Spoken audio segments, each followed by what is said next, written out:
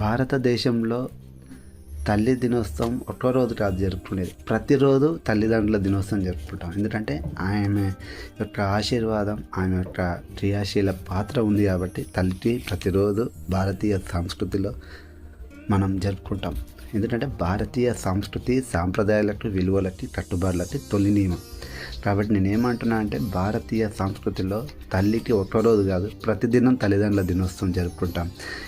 పాశ్చాత్యీకరణ దేశాలలో పిల్లలను పెంపకం చేయకుండా వాళ్ళకి సంబంధించినటువంటి అనుబంధ సంస్థలు ఉంటాయి.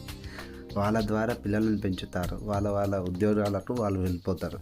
సో ఒక కాంట్రాక్ట్ కొద్ది రోజులు, కొద్ది నెలలు ఉండాలి అనే కాంట్రాక్ట్ నడుస్తుంది ప్రపంచీకరణ దేశాలలో. మన భారతీయ సంస్కృతి, సాంప్రదాయం, విలువలకు, కట్టుబాట్లకు పేరొందినటువంటి దేశం. ఈ దేశంలో తల్లి దినోత్సవం అంటూ ఒక్కరోజు కాదు, ప్రతిదినం జరుపుకోవాలి. ఏదో ఒక్కరోజు కాదు, ప్రతిదినం తల్లి లేకుండా ఏ సృష్టి నడవదు. తల్లి ప్రేమకు అవధులు లేవు. తల్లి త్యాగానికి మరో జన్మ. తర్వాత ఆమె ఆశీర్వాదం జీవితానికి ఒక వెలుగు, నిస్వార్థ ప్రేమ సముద్రం, అనురాధ దేవత, మమతకు ప్రతిబింబం. తర్వాత ఇంటికి అదృష్టం. ఆమె మొదటి గురువు, ప్రతి నొప్పికి, బాధకి తొలి మందు.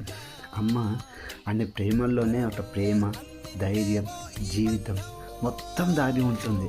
కాబట్టి ప్రపంచీకరణ దేశాలతో పాటు మన భారతదేశం అలా కాదు.